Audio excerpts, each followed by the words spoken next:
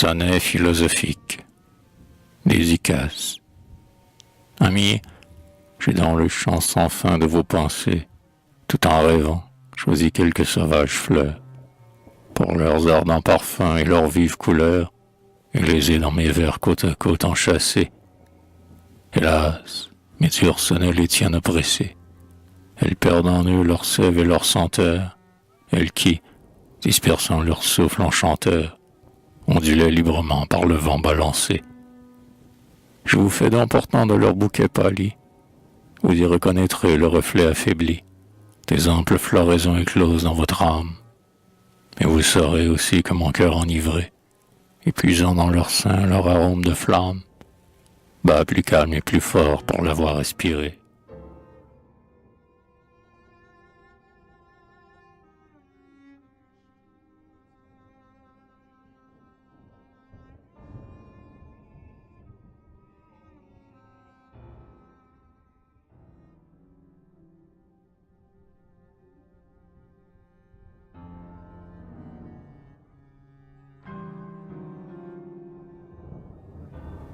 Le temps, saisi du vain regret des grands songes antiques, parfois nous repeuplons nos Olympes déserts, erreur des aïeux morts entend nos cœurs mystiques. Le temps, dernier des dieux, chancelle au sein des airs. L'atome, obéissant aux forces despotiques, dans l'abîme infini n'a point d'âge d'hiver. L'horloge suspendue aux éternels portiques marque une heure immuable à l'immense univers. Le passé, l'avenir, inconstante chimère, troublent par leur aspect des êtres éphémères, qui naquirent hier et périront demain. Quel sens auraient ces mots pour la matière sombre, qui, soumise à jamais au changement sans nombre, n'a point eu d'origine et n'aura point de fin.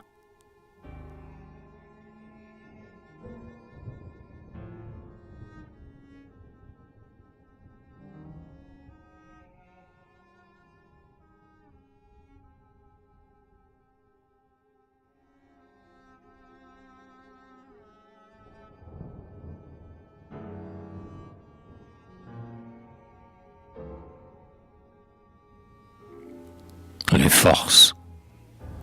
Au jour obscur et doux de sa candeur première, l'homme, en sa gratitude ou ses vagues effrois, des astres bienfaisants adorait la lumière, et du vaste univers il les proclamait roi.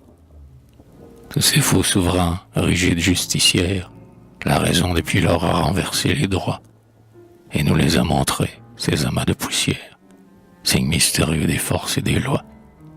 Eux qui régnaient jadis tombent sans espérance.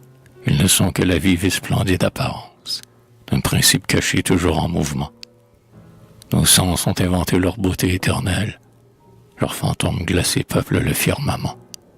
Leur grâce et leur éclat naissent dans nos prunelles.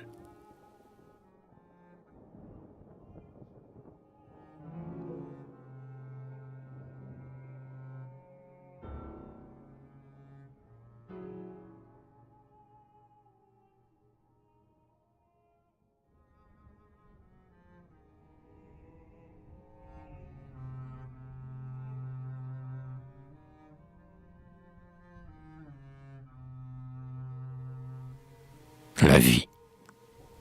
Quand nous tournons les yeux vers les débuts du monde, songeant aux êtres vils qui peuplèrent les eaux, nous disons, Dieu frappa plus d'une race immonde, puis il fit naître l'homme après les grands oiseaux.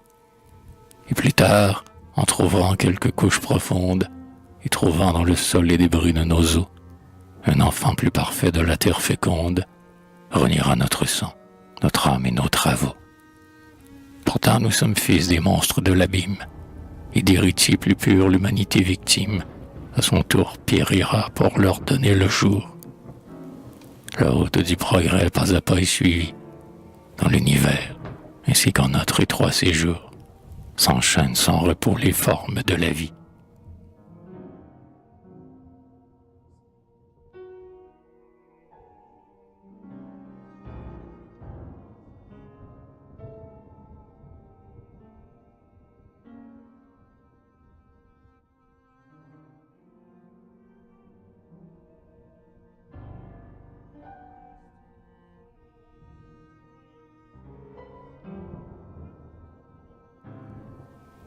La lutte pour l'existence. La loi, l'unique loi, farouche, inexorable, qui régit tout progrès, c'est la loi du plus fort. L'être imparfait périt, marâtre impitoyable. La nature l'écrase et poursuit son effort. Partout est engagé le combat redoutable. À l'heure harmonieuse où la terre s'endort, il rend la nuit sinistre et l'ombre épouvantable. Tout brin d'herbe est un champ de carnage et de mort. L'angoisse de la faim, qui toujours hurle et gronde, est le ressort puissant joint au cœur du monde, et celui qui dévore est l'élu du destin. Esprit même naquit des brutales entrailles, et la rivalité du repas incertain fait surgir l'avenir en de sombres batailles.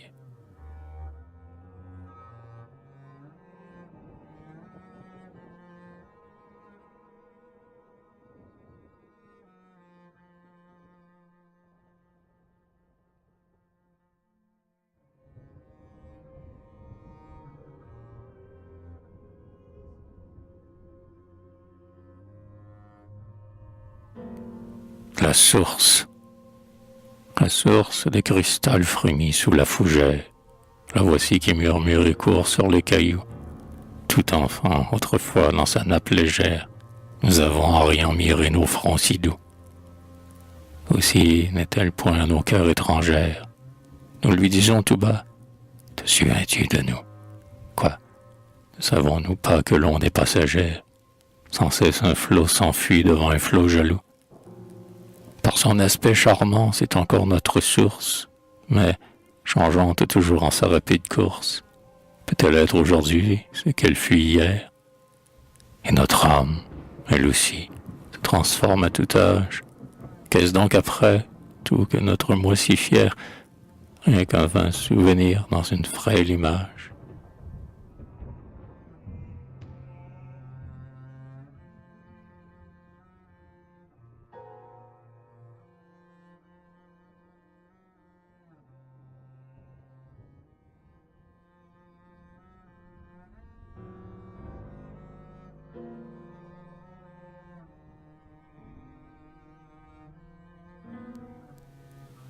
La mort.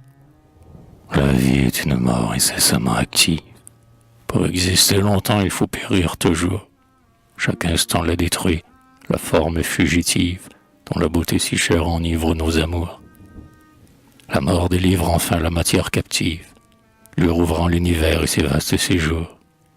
D'une nouvelle vie, intense et moins chétive, et l'année nos corps au terme de nos jours. Et vie et mort, grands mots creux, mensonges et fantômes, pleurons-nous aujourd'hui les frémissants atomes qui formaient autrefois le sang de notre cœur. Où sont-ils? Dans l'air pur, dans l'herbe, dans les roses? Et quand la mort sur nous mettra son doigt vainqueur, pourquoi craindrions-nous d'autres métamorphoses?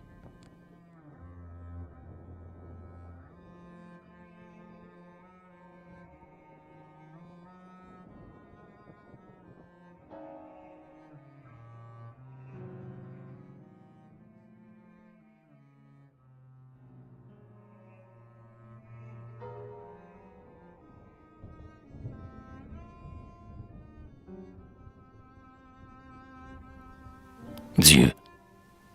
L'homme a dit, le Seigneur m'a fait à son image. Homme, insecte orgueilleux, cessez de blasphémer. Tes sens imparfaits reconnaît l'esclavage. Concevrait-il celui qui les a pu former? Ce Dieu que, d'après toi, je renie et j'outrage, ne le fonces-tu point quand tu prétends l'aimer? Tu lui prêtes ton cœur, tes haines, ton langage, et de tes passions tu le veux animer. Moi, devant sa grandeur, je m'incline en silence. Lorsque son soleil d'or sur mon front se balance, j'admire le rayon dans la splendeur à lui. Car le soleil est fait de poudre et me ressemble. Mais Dieu, qu'il règne ou non, que serais-je de lui? Et qui de nous l'insulte, ô chrétiens, qu'est ensemble?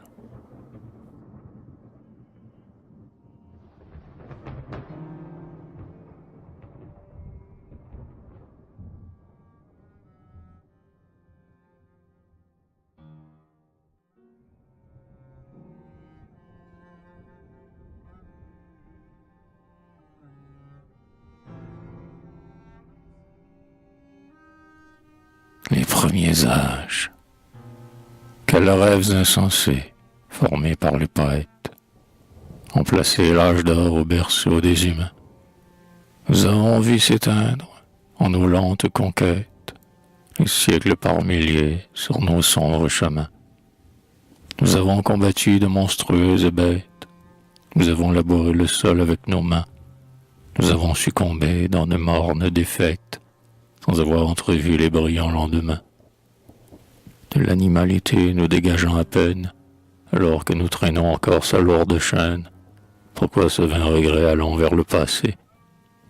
L'avenir seul est plein de visions sublimes, puisqu'un si profond gouffre est enfin traversé, c'est qu'il n'est plus pour nous d'inaccessibles cimes.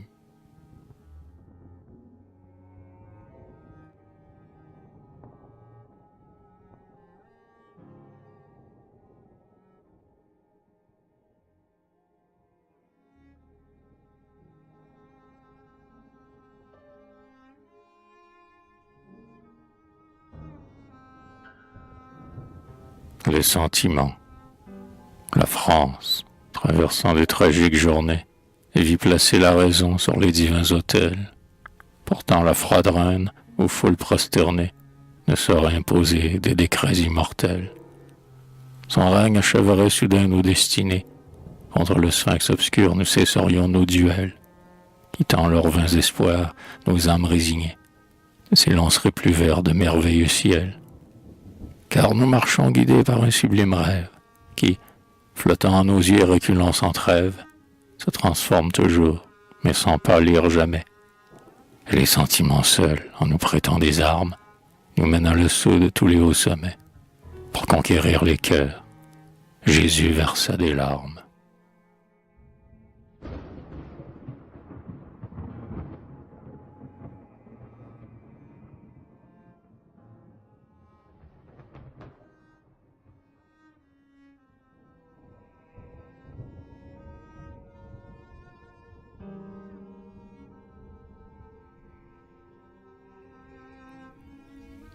La raison. Le jour où la raison gouvernerait la terre, l'aube se lèverait au fond d'un ciel en deuil, l'océan de nos jours, n'ayant plus de mystère, sous chaque flot d'azur nous montrerait l'écueil. L'enfance songerait à la vieillesse austère, l'heure semblerait courte et proche le cercueil. L'as des vaines amours, l'homme irait solitaire, en ingrat descendant, ne prenant plus d'orgueil. Voyant toujours grandir les limites du monde, le savant suspendrait la poursuite profonde du mirage imposant qu'on nomme vérité. Le prêtre se tairait dans l'église déserte, et, cessant tout effort, la triste humanité, pensive, s'assoirait devant sa tombe ouverte.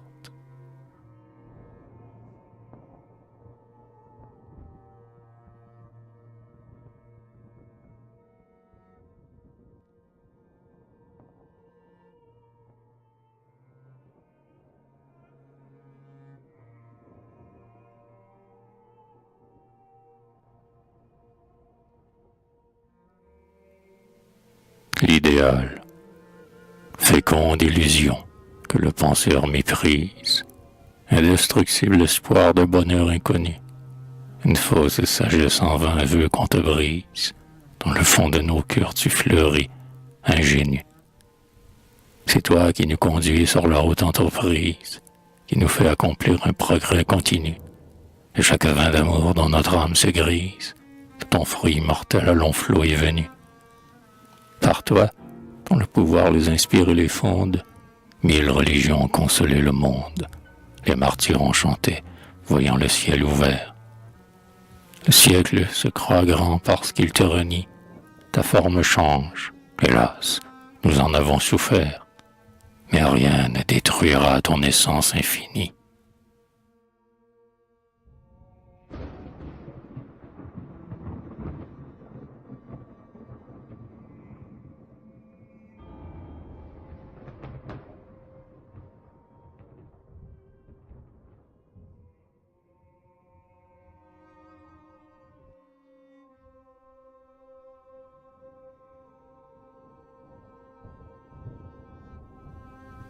Le caractère.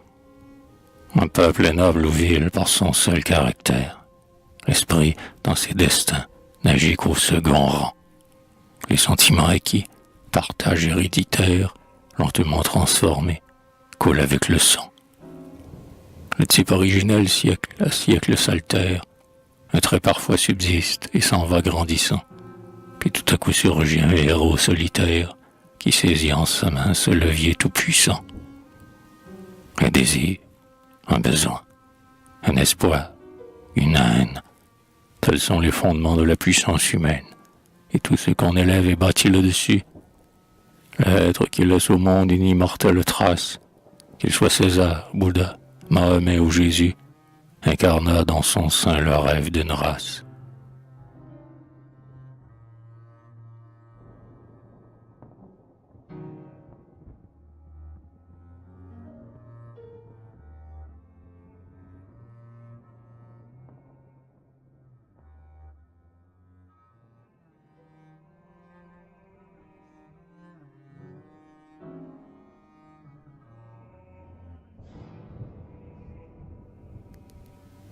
L'histoire, l'histoire, tu n'es plus cette muse élégante qui soumettait Dieu même à des décrets hautains et qui nous le montrait d'une plume fringante, balançant le succès des combats incertains. Toi que nous avons vu, injuste et provocante, couronner les héros avec des airs mutins, tu t'arrêtes, troublé en ta candeur piquante, devant l'enchaînement terrible des destins. Aujourd'hui, tu pressens ta rude et noble tâche. L'immense drame humain se poursuit sans relâche. Sur chaque événement, il pèse tout entier. Lève-toi donc, déesse, et de tes orteils roses, foulant les durs cailloux d'un âpre et long sentier, remonte lentement vers les lointaines causes.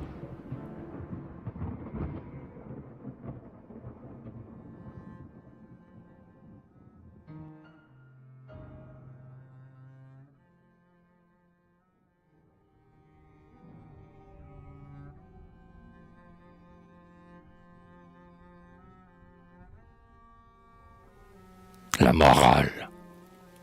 Ô morale, au respect de la loi nécessaire, nous nous sommes raillés de ta diversité, parce que tu suivais, perfectible et sincère, dans tous ces lents progrès la faible humanité.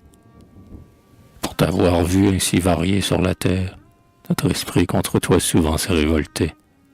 Mère des foyers purs, ô reine salutaire, qui nous donne la force et la félicité. Viens poser sur nos fronts ton joug doux et paisible. Nulle marche en avant au peuple n'est possible, si de tes ordres saints il n'écoute la voix. Tu vaux à nous citer mieux que 20 citadelles. Apprends-nous à lutter en affirmant tes droits, pour qu'un jour sans effort nos fils te soient fidèles.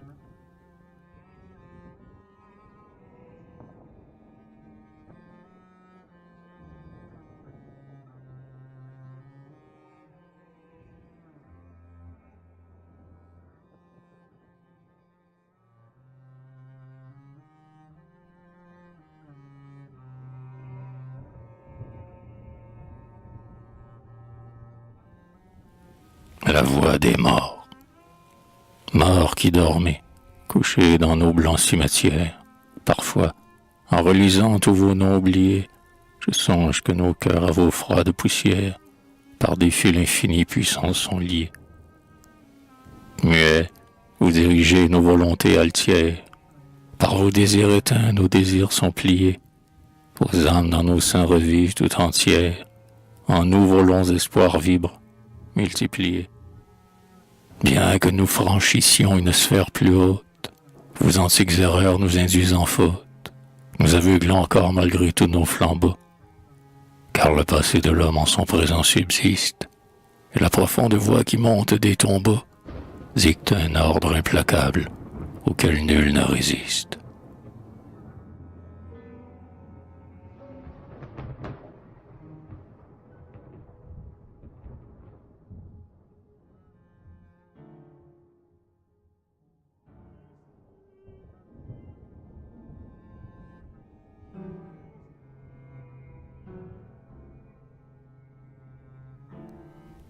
L'œuvre de la nature. Ce qu'il t'importe à toi, nature, au froid de reine, ce n'est pas que mon cœur s'essuivisse ici-bas, qu'il s'épuise et qu'il saigne en d'horribles combats. Tu n'en souris pas moins, implacable et sereine.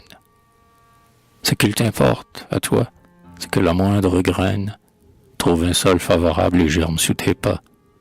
Ton éternel souci, qui ne me connaît pas, n'a pour but que la vie obscure et souveraine. La vie, et que ce soit la mienne, avec ses pleurs, ou l'humble éclosion des bêtes et des fleurs, ou le rayonnement des astres dans l'espace. Nature, ton ardeur et tes soins sont pareils. Pourquoi donc plaindrais-tu ceux qui souffrent et qui passent, toi qui vois s'enflammer et mourir les soleils?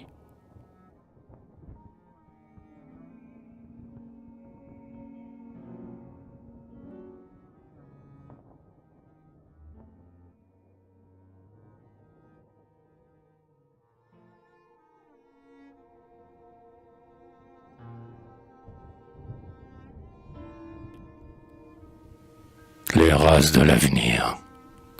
Puisque nous sommes vieux, très vieux, et que nos veines roulent un sang troublé par d'antiques douleurs, et puisque nos enfants, héritiers de nos pleurs, naîtront pour s'hériter en des angoisses vaines, accourez donc des bois, des îles et des plaines, au peuple dont le front ignore nos pâleurs, sauvages qui vivez comme vivent les fleurs, au vent libre et pur en mêlant vos haleines.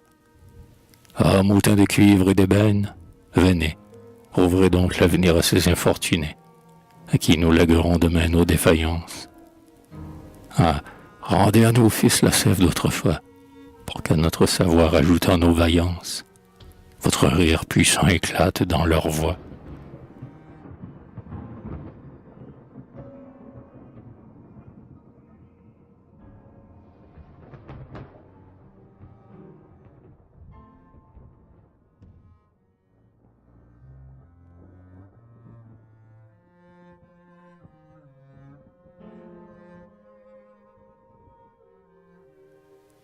Les pyramides. Quand l'Égypte éleva ses hautes pyramides, son orgueil adressé vers la face des cieux, au néant, le défi le plus audacieux qui jamais surgit de nos âmes timides. Quand seront condensés les éléments humides sur notre globe éteint, froid et silencieux, ces monuments hardis d'un rêve spécieux survivront seuls, debout dans les déserts numides. Or, ils furent construire l'honneur de la mort. C'est un suprême instinct qui dicta cet effort. La mort transforme, crée et n'a point d'épouvante. Chaque temple verra s'obscurcir son flambeau, car tous les dieux mourront. La mort seule est vivante, et ce qui doit rester sur terre est un tombeau.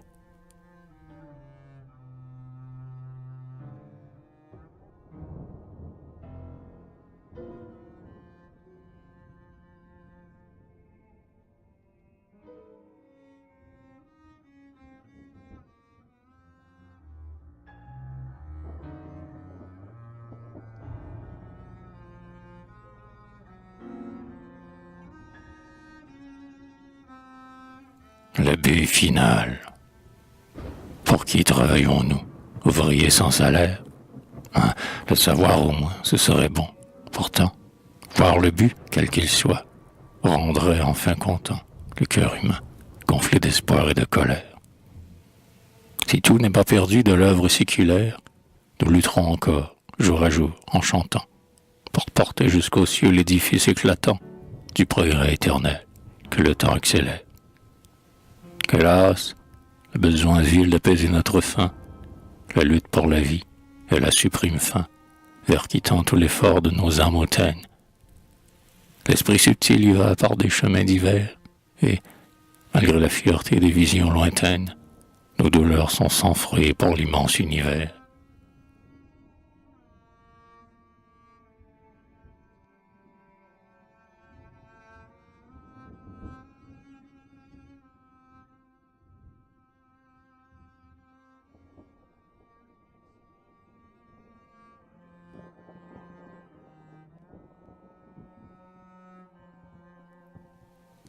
L'atome humain. Dans l'organisme obscur, la cellule captive naît, évolue et meurt. Et pour un court moment, peut croire qu'elle existe et se meut librement, quand la force, en ses jeux universels, l'active. Inerte esclave aussi, notre terre chétive, d'un tout mystérieux parcelle en mouvement, se proclame jadis centre du firmament, nommant éternité son heure fugitive. Et l'être humain, soumis à l'ordre illimité, seul veut sauver encore sa personnalité, mais de l'astre à l'atome nos yeux tous s'enchaînent. Il s'efface, le rêve à notre orgueil trop doux. Entre le berceau frêle et la tombe prochaine, l'éclair de notre vie, âme, n'est point à nous.